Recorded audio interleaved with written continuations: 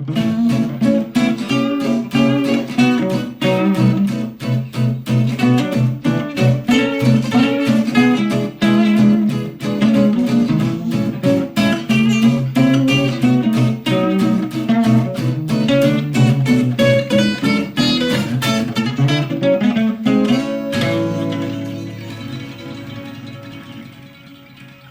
today I'm talking to Owen Kennedy. Hi, Owen.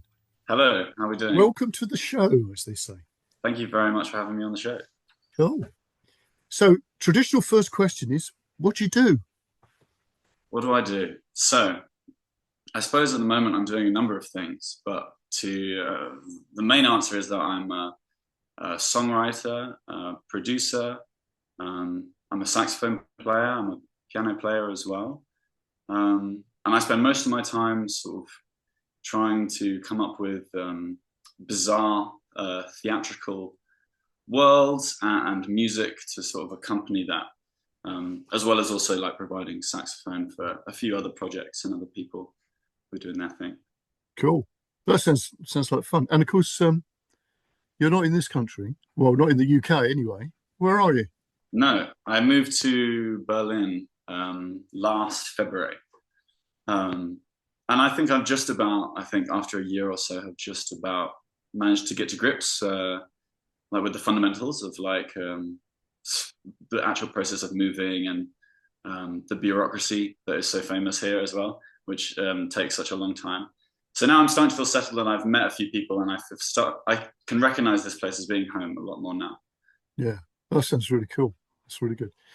Right. Okay. So let's take it back to sort of early days. I mean, what I'm interested in with this podcast is anybody who's doing creative stuff, and how that journey sort of develops.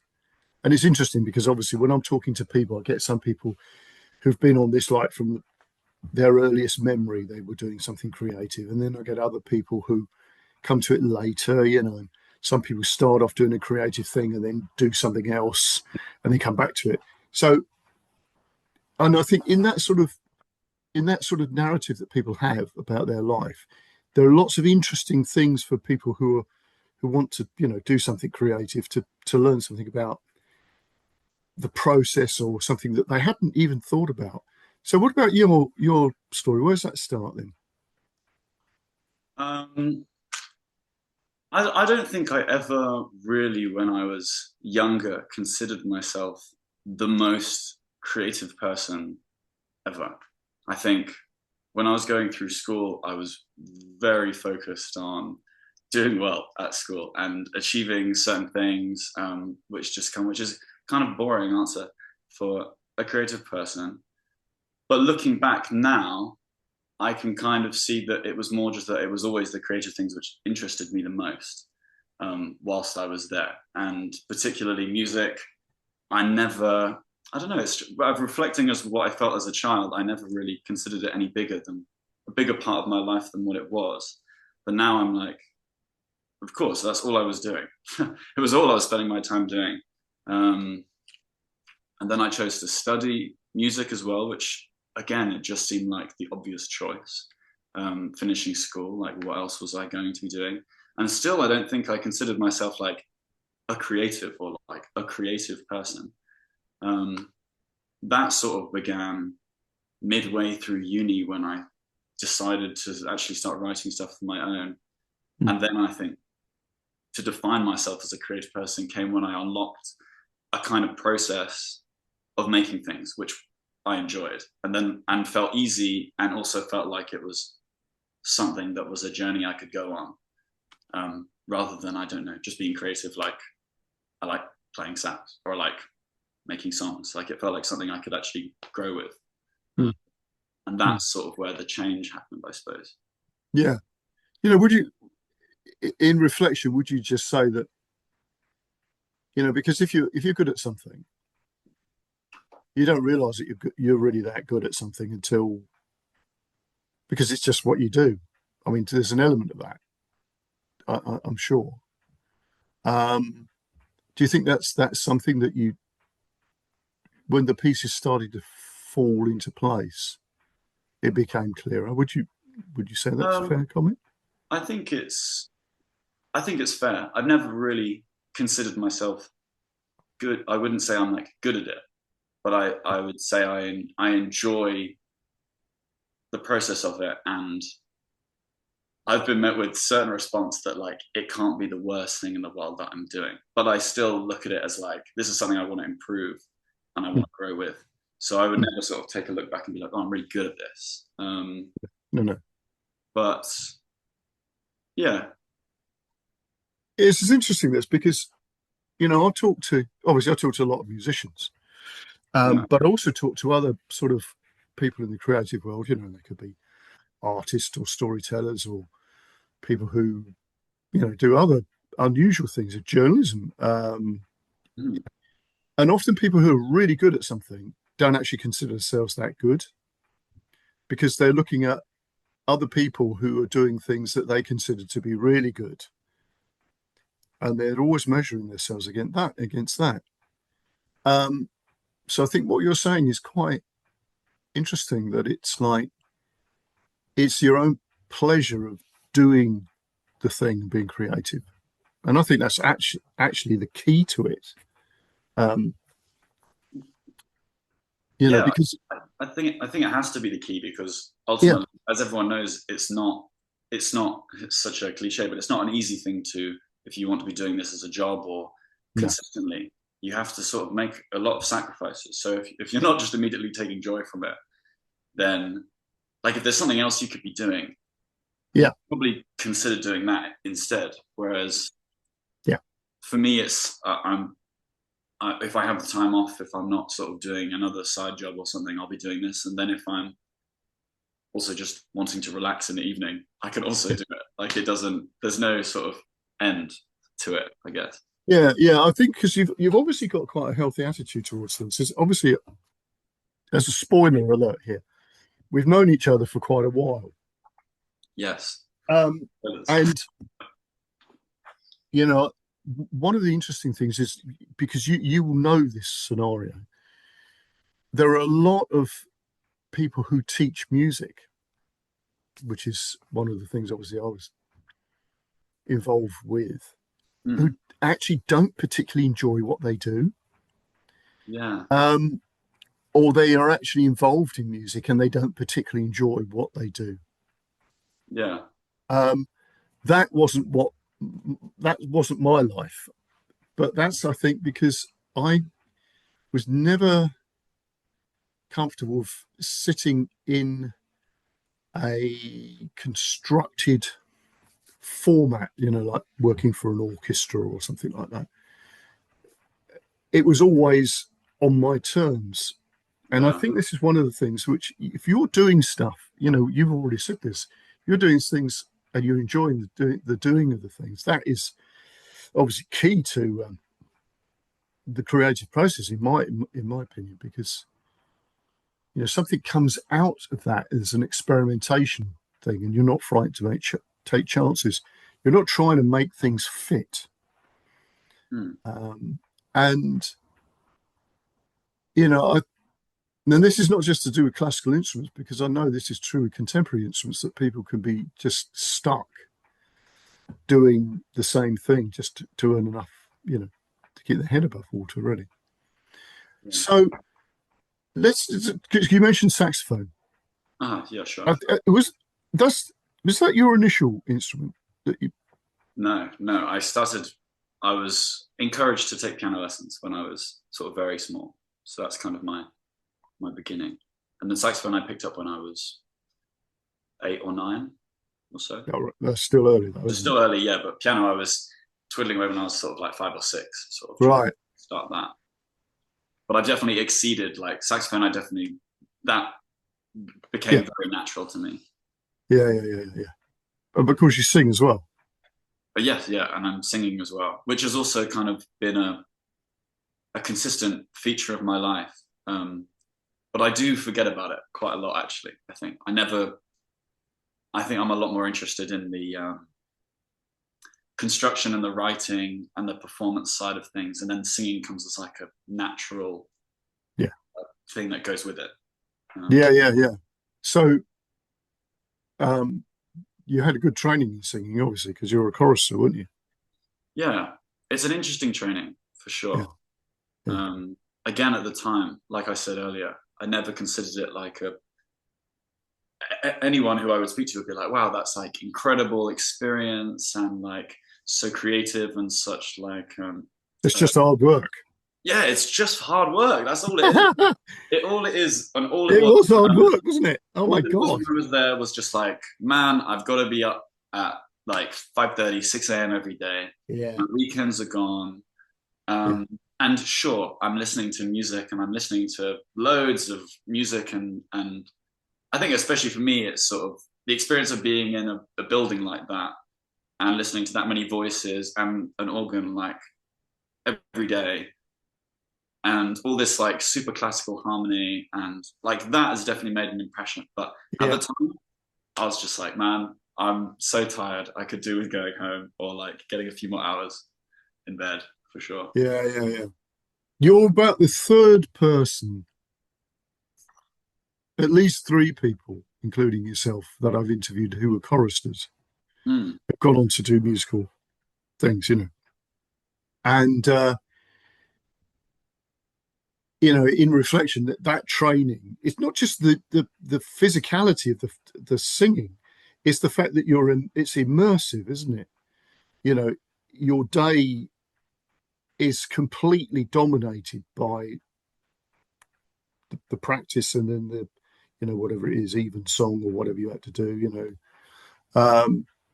And that ability to just learn another piece, so that became almost like rote. Incredible, really.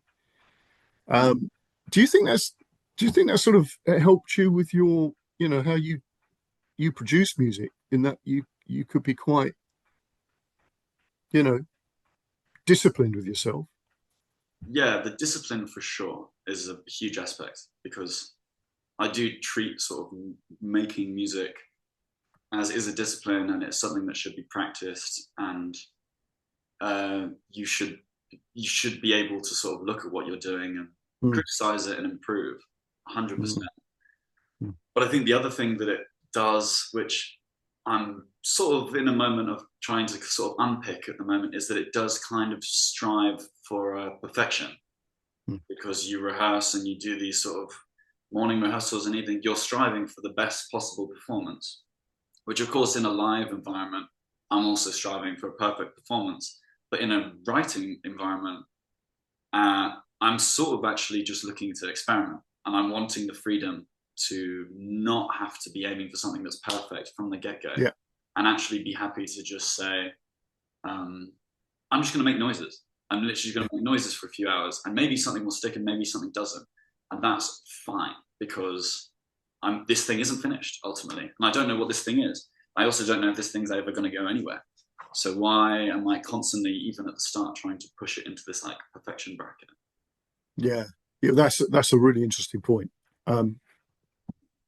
So with songwriting or creating something, uh, that that attitude of being able to experiment and make the thing breathe in its own way is really difficult to get, first of all, because you have to sort of step back from it, don't you? This idea of, uh, yeah, it's sort of like, yeah, that feels okay, instead of it being perfect. And then allowing the piece of music to almost, well, it does talk back to you. In other words, you get ideas that come in a different way, and sometimes it can be somebody else Mm, comes along and does something that takes a song in a direction you didn't expect. 100%. And um and that is, I can remember, that being really difficult for me to deal with early on, because you'd write something, you'd take it into a studio and start recording with it. And because it was a project, you might have somebody who was a sort of producing it in a sort of very loose sort of way, Mm, and they could put things on there, you sort of go, "Mm." I don't know In about that. hindsight, it was great, but at the time I found that really difficult. So with so let's go back to how this sort of developed, because we've sort of fleshed out a little bit about some of the things that you did, where you came from with all this, because I think this is quite interesting. Um, so when you studied music, right, college, yeah. Hmm. Yeah, yeah. So what was the course? Was it just performance or? The course was um, it was just a music course, and through that you could pick sort of modules that you wanted to sort of specialize in. So I don't really know what I expected when I arrived, but certainly by the end I was like, yeah, I would like to compose. So for my last few modules, I was doing lots of composition stuff, and then I realized, no, I don't want to like compose. It feels too like structured. I just want to be able to sort of write and play, basically. Yeah, yeah, yeah. Um, So with yeah, again, because that's the thing about you know putting things into if you're composing, you've got these. I don't know how they would do that now, because it's like you've obviously got the rules of classical composition, but if you're composing for yeah, films or something, it's like it was just a bit silly, like to all intents and purposes. I mean, I'm sure, like, I can't say, I don't want to put any detriment to like the people who are teaching the courses and like the knowledge that they have, because I learned yeah, so much, of yeah, course. But for me, it just, when you have a course or like a certain module like that was, it was basically trying to push you into the realms of like really hyper contemporary composition and all right, music that's like based on how you can explain a piece and what idea is behind it, and can you explain how that then. And I just wasn't particularly interested in that. I did it, but I got to the end and I'd be writing these essays and I'd be like, man, the piece doesn't sound like anything I'd want to listen to, so what's the point, really? yeah, yeah, yeah, But yeah, that's just me coming at it. yeah. It takes a certain type of mind, I would have thought, to do that in a way.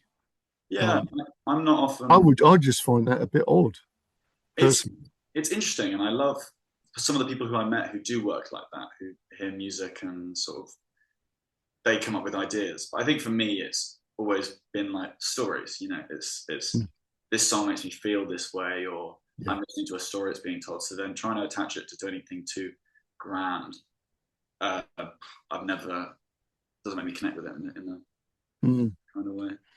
So okay, so you got to the end of that and you think, right, okay, I'm writing songs. That's what I'm going to do. Right? Mm. Because obviously we all have the thing. People say, well, you can't really do, you know, Well, the classic thing that happened is that COVID happened just as I was finishing my university degree. Classic happens, yeah, and that was actually perfect in a way, because it just gave me so much time to actually reflect on like how I was feeling about it yeah, and where I wanted to go next. And I knew I wanted to move into London and like be somewhere where things were happening. yeah, And I knew I wanted to pursue music in some sort of sense. And I knew that there was already kind of, I knew that the scene existed in London, and there was also music that I was enjoying that was like coming out of London.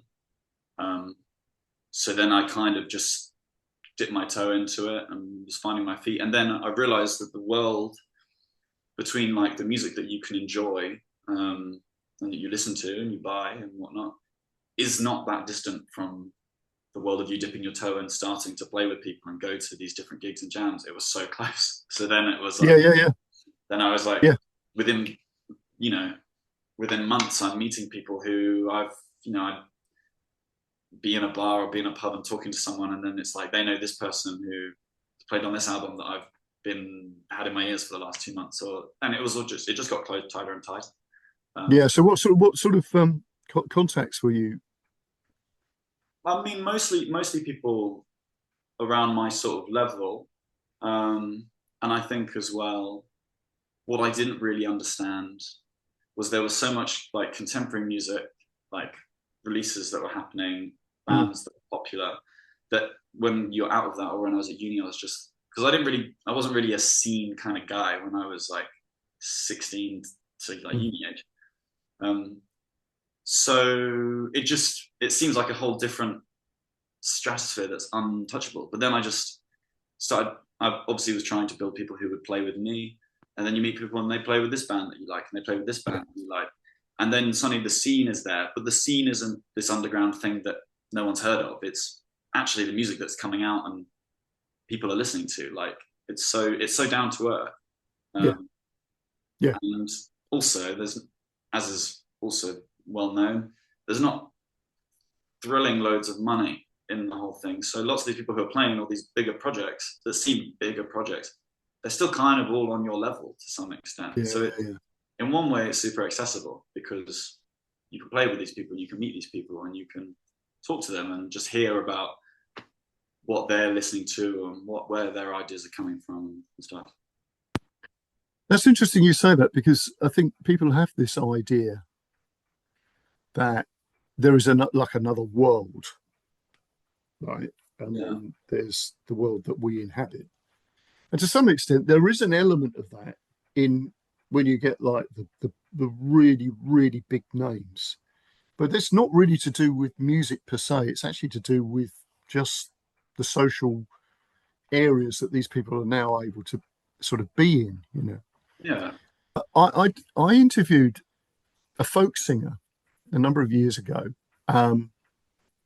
and called Saffron Summerfield, and she'd been playing in, well, originally she was in a rock band in the early '60s. So this is like in a place that I didn't expect had a thriving scene at all, which was Northampton. Because Really? normally in those days it was always around the ports, right? Uh-huh. So that's why you know had people coming from London and Southampton and Liverpool and all the rest of it, because a lot of the records could only come in via, because they were coming in from America. You see, this is where people were listening to sort of early rock and roll and stuff like that. And she said, "Oh, there was an American airbase." So it was like, oh, it still ticks the box, but it wasn't a port, right? Yeah, So yeah. there's a big American airbase up the road, and people were able to get, you know, whatever records and stuff. But she said what happened was that she was playing bass in this band, so like early '60s, Mm. and her friend said, "Well, there's this guy come over from America, and he's doing this little gig in, you know, in a place very close." So she goes to see this chap, and it turns out to be Bob Dylan. Wow. Yeah, right. Yeah, yeah, And yeah. just one man on an acoustic guitar, you know, wearing a leather jacket, basically. That was it. That was the show. And she said it was such an extraordinary experience that when she drove back with her friend, she said neither of us could speak Mm-hmm. for the journey. It made such an impression on her.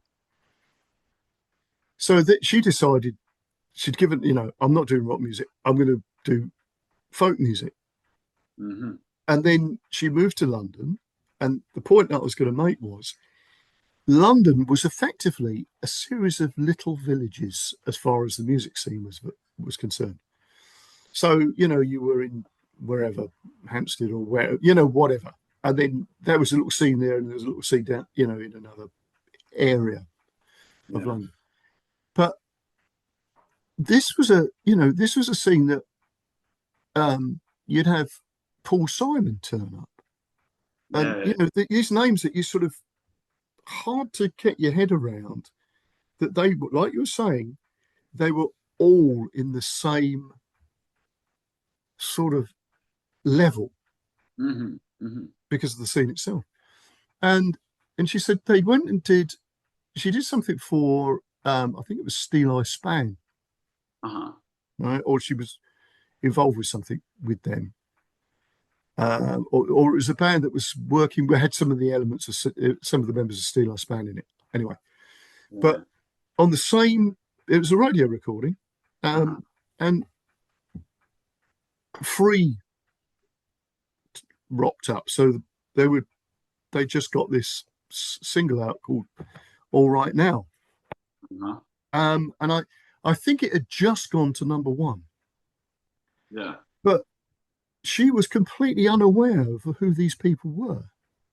Yeah, yeah, yeah. And Oh, that was amazing.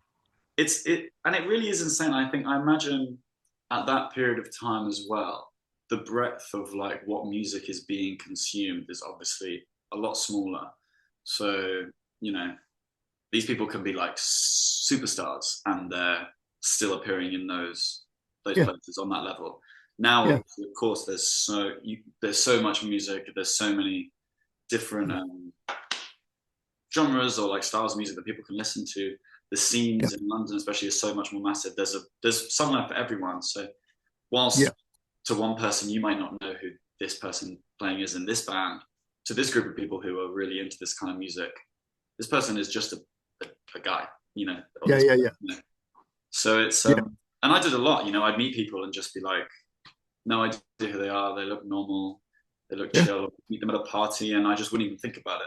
And you know, they're not breaking the number one or anything. Like, you know, they're No, not charts crazy. But for the scene that I'm part of, you know, they're known. They're people. And it's inspiring because it just, I don't know, it feels very balanced, and it it has a sense of community. Whilst that sense yeah, of community might feel a bit fraught, it's there. You know, it exists. yeah.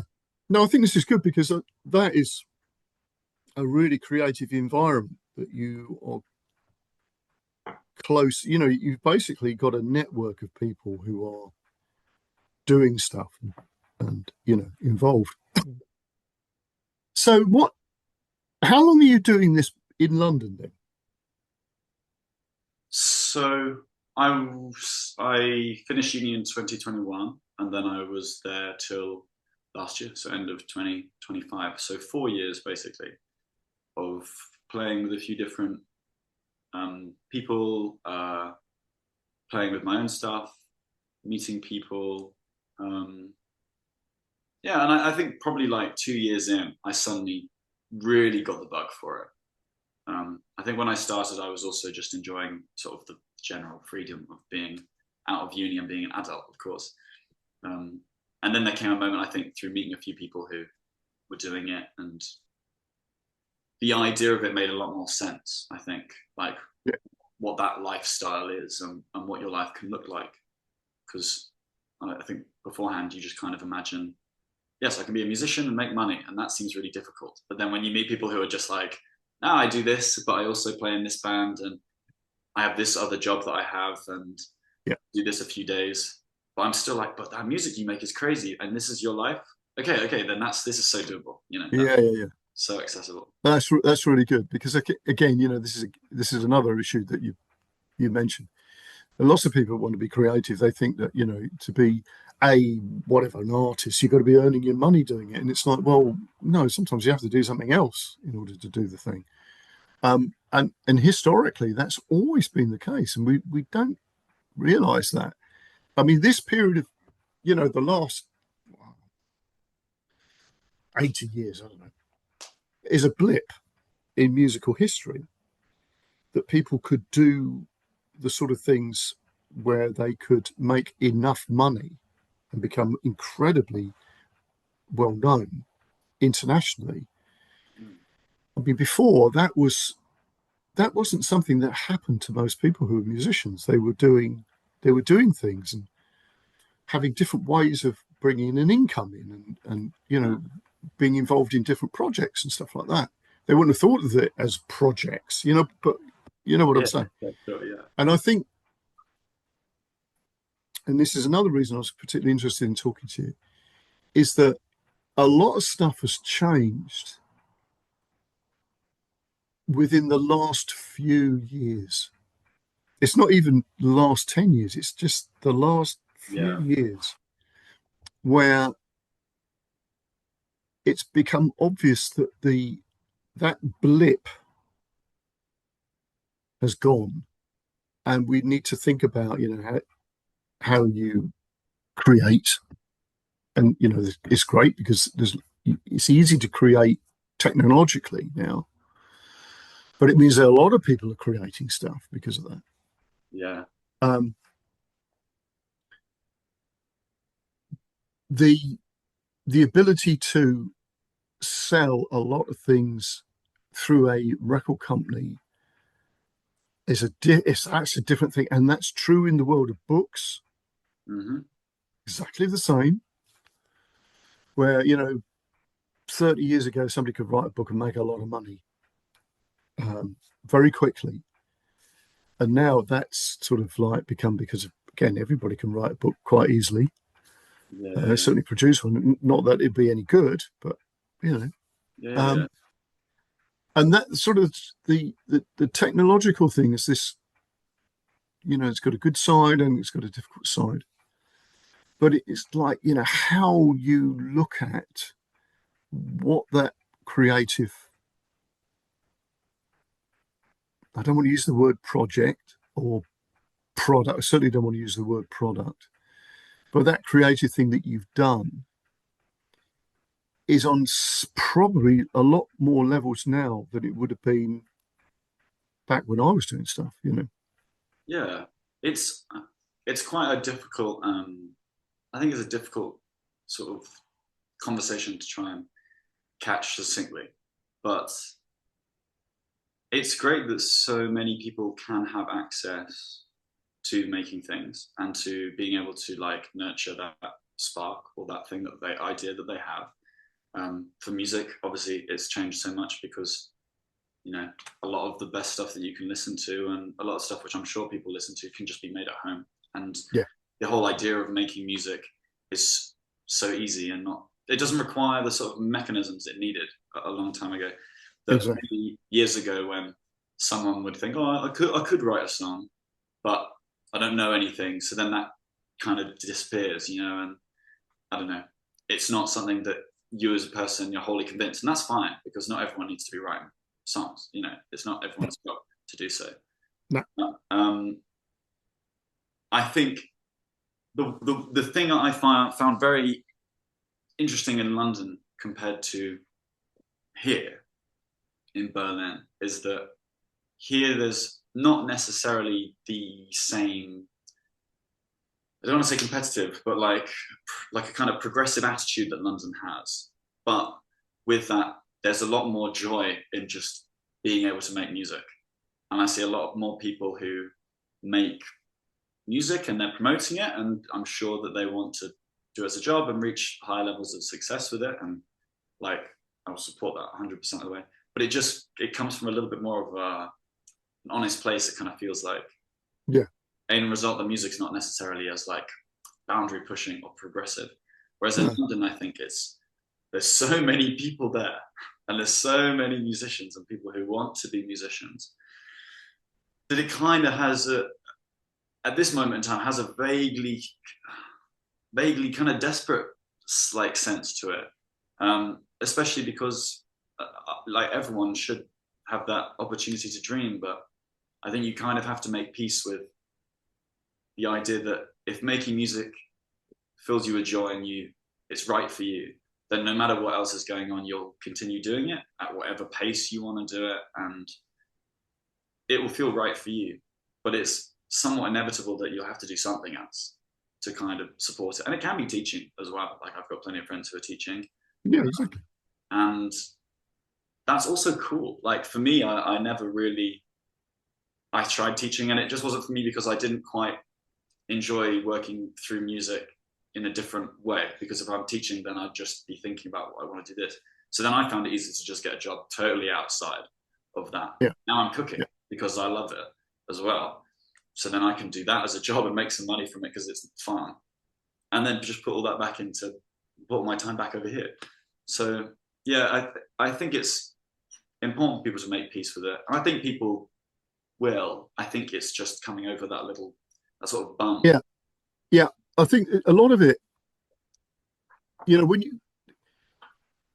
you get new technology or a new way of thinking about things, the sort of canary in the coal mine is often the music business, right? And I don't like that word, music business, but music per se. Well, yeah. Um, the things that make, the technology that comes in and starts to make changes, which then ends up somewhere else, right? Mm-hmm. Um, so when you look at, and I'm quite interested in the whole idea of how people are with um, embracing change, because obviously when you teach, that's what you're trying to enable somebody to do, is to change, right? Yeah, Um, and people have this viewpoint about what it is to be a musician and or an artist, and it's normally coloured by what they've seen in a film or in a sure. TV program. When you get a bunch of people in a recording studio and somebody's doing something rather, and you know very well it's like, well, it's nothing like that. That's not, Surrounded by adoring fans, yeah, exactly. and You know, it's not some grotty old back of the building somewhere. yeah, I it's mean, great. apart from, there's a series on BBC TV called Riot Women, which is about a bunch of women who make a punk band, and Yeah, that's actually nearer to what it's like. You know, in that when they turn up this recording studio, it's sort of at the almost at the back of a social club somewhere type of thing. You know, it's yeah, yeah, a soundproof room out the back, and it's a bit of a dive, but it's got the gear in there. You know. yeah, yeah, yeah. And so everybody's, you know, got this sort of illusion about what it is. And obviously when I was teaching singing and stuff like that around schools, and you get young girls coming in, their idea of what it is coloured by the X Factor and all the rest of it. And it's like, Yeah. oh, you know, you've got to do a load of gigs, mate, type of thing to to do. Yeah. This is why the discipline, you know, when I was saying about the discipline that you had to have being a chorister, getting up, you know, early in the morning to go and do the rehearsals or do the services or whatever, you know, that is just such an amazing thing that you wouldn't have necessarily thought was part of the deal of becoming a musician, is that ability to go, I've just got to get myself together, haven't I? You know, I've got to get it. Yeah. Absolutely. So with that stuff, with the creative thing, it's really good you're saying about how this, you know, how flexible this has become. Now, the London the London scene, and you're saying the Berlin scene is a little bit different. Mm. I'm quite interested in the difference culturally, Uh-huh. musically, because there is a difference, and I didn't realize, you know, because you sort of think, yeah, there's a difference, but there's certain, you know, difference in perspective that's until you go to a place that you sort of pick up on. So, what would you say? You've mentioned that people are different there. Yeah, I think fundamentally Berlin is a city that is defined by the freedom that it achieved and the ability to express yourself, to live how you want to live, and to live a rather unconventional slash artistic lifestyle. Um, I think that's what's defined it and has for 25, 30 years. So then there's a sense that when you have something cultural like music exist in that, it kind of simmers in that same stew Mm, and doesn't particularly feel the need to change or develop. I'm mostly mm, talking about like sort of the indie scene I'm seeing, because there's obviously a whole electronic scene which I don't think I'm particularly qualified to sort of talk about too much. Um, mm, so then it feels like the sort of indie gigs that you go to, there's a lot of focus on like really classic punk music that's like yeah, feels like it could have been in the 70s or something, and yeah. uh, and lots of soul music, which is great that there's a scene for it because it can blend lots of different musicians from different backgrounds together, but it doesn't feel necessarily that progressive in my head. Um, whereas London, I feel like you just have constant stress, which isn't necessarily most conducive to making music happily and Mm, easily. But feels a real need to prove yourself, I think. And the independent scene is kind of it's very supportive, and everyone, the people who I'm most close with on that scene, are people who have only ever showed me support, and I'd only ever reflected that with sort of admiration and respect for sort of what they're making too, and from that friendships can grow and whatnot. But yeah. ultimately, it's a lot of people who are really daring with what it is that they're making, and I think it's lots of people thinking outside of the box and how can I create a sound that I don't think exists, and is that my voice, or is that the instruments that I'm using, or is that how Mm. I'm putting the songs together, or the energy that I'm trying to create in a room, or like Yeah. different genres I can blend together to create something. That kind of feels like more of the focus. Mm. It might come from the fact that there's so much there, like there's so many people there all trying to do the same thing. Yeah. And also from a sort of multicultural point of view, I mean, London is an amazing place Mm. and always has been. I mean, from obviously in my sort of period of time, it was, there was a big reggae scene there as well as all the punk stuff, and you know, um, and that, being able to access music even then that was African or West Indian or soul music or whatever. It was all there. Plenty of rock bands and obviously punk. So London's always been like that, and I think there is a different attitude, and this is something I mentioned about Chris, who I work with quite a bit, who's got this studio out in France, and it's one of his Mm. gripes about being involved in France with musicians is that because they have some sort of state funded But yeah, thing. it's insane in France actually. That Does that happen in Germany? it doesn't. I don't think it happens in Germany to the same extent, but it can, I think there is a certain thing for artists. But the one in France is insane because, Yeah, and it doesn't help. well, it can, you can almost like double your salary, I think, basically. Yeah, but it really doesn't help. And the reason, and it's not because, and this is one of these things that you wouldn't have thought of until you sat down and worked out what Uh-huh. the motivator would be. And then it becomes like you've got to get so many paid gigs a year in order to basically pay into that fund, which means that people are then doing just rubbish things to make that happen. Oh, sure. And then it gives in his what he's seen is it makes people feel that they're more important and better than they are because they've got this, they're Yeah, part of a thing. They've basically earned enough to say I am a musician type of thing, yeah, yeah, which yeah. is not really the way that you're going to get creative players.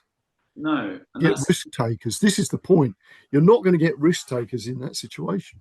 yeah, and it's kind of exactly what you know. There are things that I've seen here in bands who I've seen here that are um, like I've really enjoyed, and I've enjoyed them not only because they're good, but I feel like they're pushing a boundary somewhere. Yeah, But and I've moved here in particular just to get away from London for a little bit from that intensity because for me, I just wanted a bit more time to actually be able to write. Like I sort of knew what I wanted to do for a moment. But I, as hard as it is to live in London, especially if you're trying to balance doing all these different things, that risk taking, that boundary pushing spirit that is found throughout the scene is quite addictive and is so helpful when you're trying to make something, when you're trying to yeah, write. yeah, Because for me, it's one of my most important things of why I would be wanting to make. Like, there has to be a boundary that I want to push in some direction. yeah. I don't really want to just make something so it can just exist in a certain way. Like, Yeah, exactly. You do get to a sort of point where you feel as if you can just do all this stuff on automatic pilot. I mean, why are you doing it? yeah, That was always my sort of thing. Is like, well, I don't want to do that. I want to do something that's a little bit different. So, okay, so you've already mostly answered this, but what was why Berlin? What was the thing that made you go, I'm going to Berlin? um, I think firstly, um, I was sort of lucky to have learnt German from a young age anyway. So I already had some experience with the language, which makes it a lot easier to move somewhere.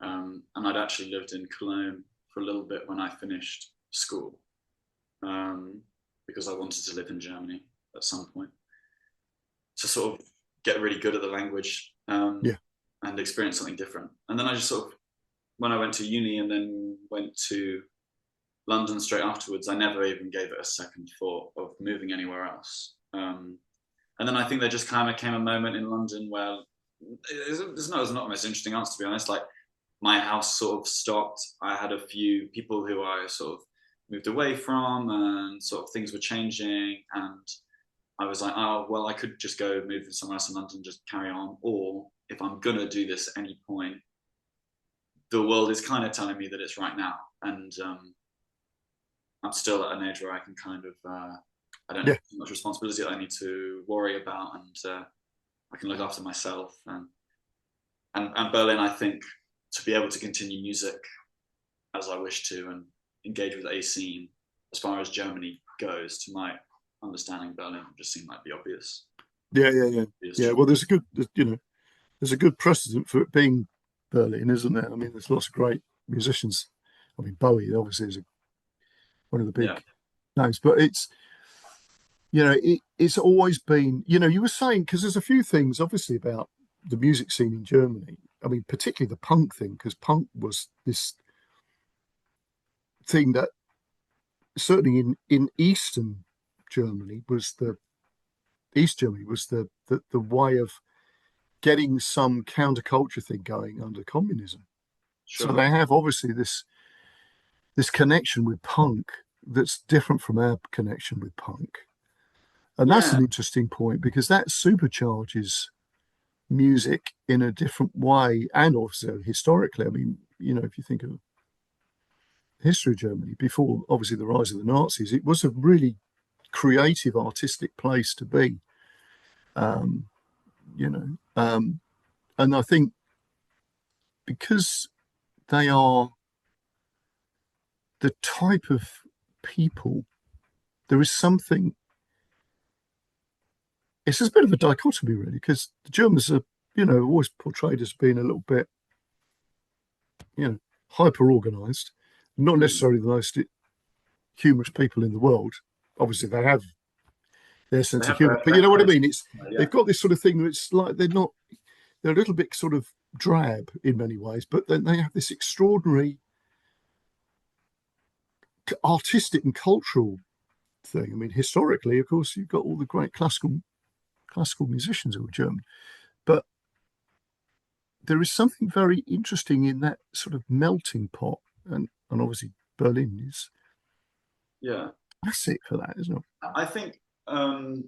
I mean, Berlin. I suppose in this period of time, like any city, it is a melting pot of people from everywhere.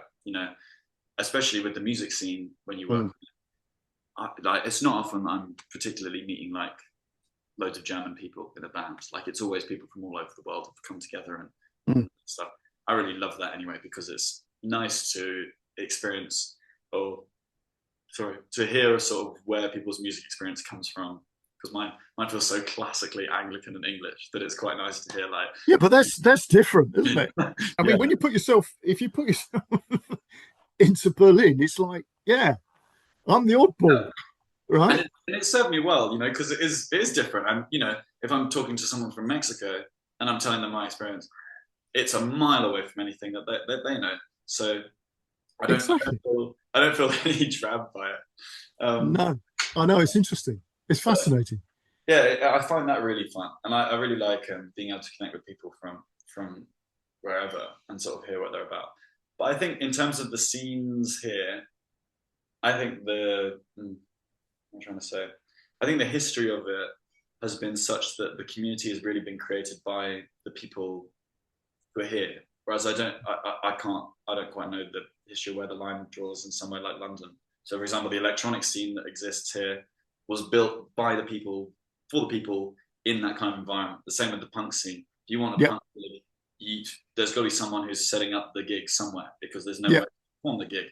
So yeah, how are we going to do it? And maybe the person who sets up is also going to play in the band, but they don't know how to play. But someone needs to play because they want to put on a gig. Like, it's a yeah. different kind of way around. And with the electronic stuff, it's like, okay, we want to dance, but we don't have any records because they've all been. Yeah. So we've got this though. We can just create this, and where are we going to do it? Well, there's a place over there we could use. What's it going to look like? Well, I've got a ladder I could bring, and I've got a ball, and Yeah. it's just like, okay, well, it's like it's also self-made, and I think that Yeah. spirit is pervades, and it's also super well respected in that sort of Yeah. German stereotype Yeah. of stuff. But that was interesting that I see, because I think that is absolutely at the root of any new style of music, and obviously punk was like that in the UK. Yeah, All the R&B stuff was like that as well. I mean, because people didn't have any gear, they used to make things. mm. It's like, well, and obviously when you think of things like skiffle, the musical scene that happened before rock and roll, um, that was people with washboards and Yeah. tea They had a chests. really long washing line that I can. Yeah, tea chest with a pole sticking out of it. Yeah, true. Um, and you sort of go, right, that's where all of those musical styles come from. Blues is exactly the same. People were making guitars out of sticks of wood and a bottle with a Yeah. wire stretch over it to make a. And jazz sort of just being a sort of afterthought of instruments being left over from sort of military usage and not really having Yes, any purpose. yes, snare drums particularly, right, in Exactly. America. Rhythm and Because after the Confederate thing, they had all these snare drums. yeah, exactly. Yeah, Rhythm. it's amazing. It's incredible. And you sort of think, well, okay, so really, that sort of make do and mend, Mm. right, attitude to music, I think is really important. And I think the problem is we need to keep injecting that into whatever, however we're creating music, is that we've got to find something and reappropriate something within music. It doesn't have to be a musical instrument; it could be an idea, where Yeah. you do things. It's cool. Now, so about your recordings and stuff, how are you doing this? Because obviously there's plenty of studios in Berlin, but have you got your own place, or what do you do? Plenty. Yeah, there are plenty. So at the moment, obviously, I'm still kind of in my with the next thing that I'm working on. I'm still in the sort of early stages of it. By early, I mean like semi-developed demos, which I could run with, but I'm going to sort of sit on a little bit longer. Um, and I do have my own place, and it's big enough. And I'm lucky with. I wanted to pick somewhere that was like had enough space, and also I would be able to make noise in here basically. So I Yeah, can practice in here, and I don't have to worry. Otherwise, you go through the rigmarole of trying to book into separate studio space and traveling there, and I'm done. I've done that. I'm good. yeah, um, yeah, yeah, so basically, the plan is to build like a block in this. I won't turn it around now, but like build a block here so that in yeah, my might have sort of a soundproofed cue, yeah, so I can just sort of do things here because ultimately, I think with the rate at which I want to make stuff and the rate at which I want to make new stuff, um, I think that's the easiest option, and it kind of makes the most sense because I have experience in a studio environment too, and working with people who know what they're doing. So I picked up stuff, so I feel quite happy doing it myself, and I have enough people to sort of speak to, and also discipline to teach myself as well things that I don't know. So that's how I intend to do it. But historically, sort of what you were describing, like any room that there's something that's a space and they've got some microphones and they've got an amp and they've got anywhere that would accept or be happy or is free or someone knows a guy. That's how I've always done it historically. yeah. Well, that's really, how these things always were. Um, you turn over to a place and they just had a load of crap amplifiers or something as a rehearsal space, or it was just like, and you were always. I mean, some of the early bands I was in, I mean, a lot of the gear that you had was sort of cobbled together bits and pieces, a spare amp head, a guitar amp head as a monitor amp, Yeah, and you think, well, we've got again so far away from that original thing of how you can create. So it's a bit like when I used to run those rock band things mm-hmm. back in the prep school type of environment where you just had all people just crowd into a room. You Yeah, didn't yeah. have to have because that's really when you create, it could be anywhere. You don't have to have a proper studio space or something. You can just have a load of people sitting in chairs in your front room creating something. And sometimes those environments are much better to do. Yeah, You know? there really is something to be said for having a good space Yeah, because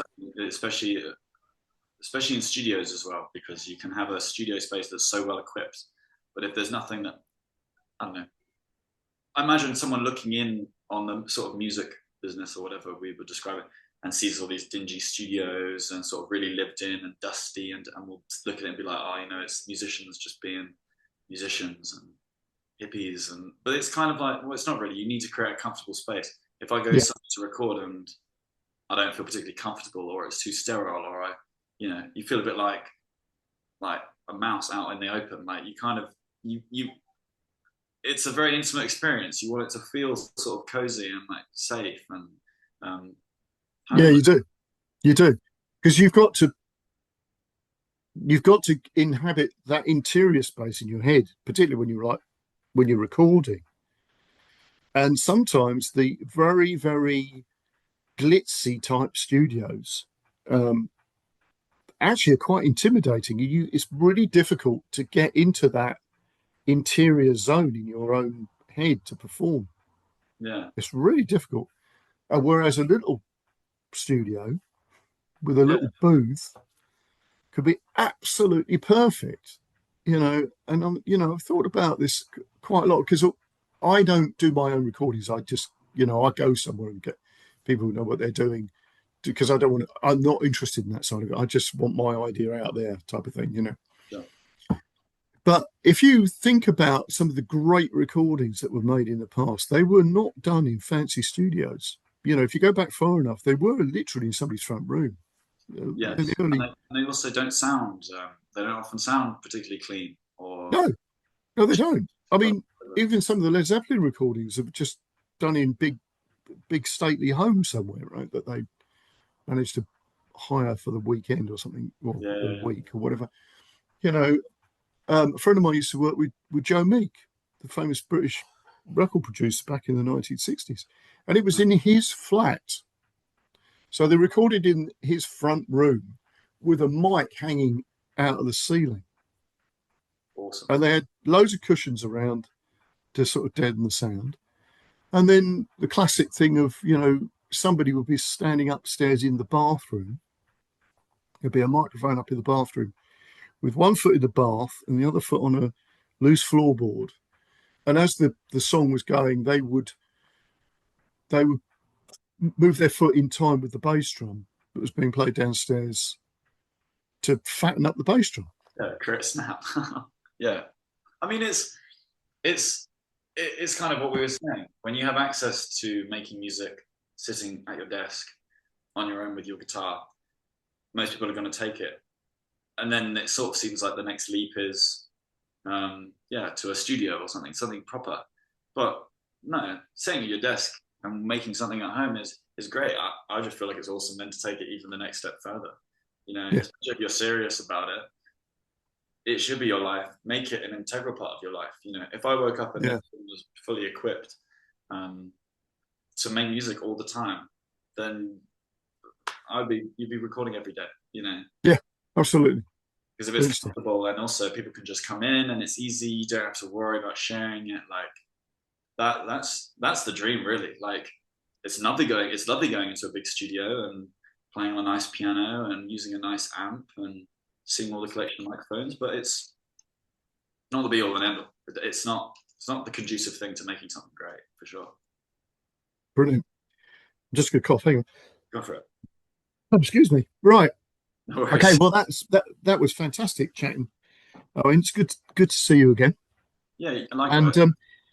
if you send me some links for stuff, because I know you've got loads of bits and pieces that people can have a listen to, whatever. Um, and then I'll put some stuff in the show notes. All right.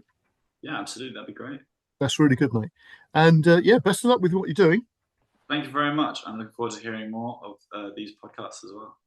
Okay. Well, I'm busy doing stuff as well, so it's all good. Yeah. So don't disappear. We'll say goodbye properly when we Oh, finish the yeah. call, right?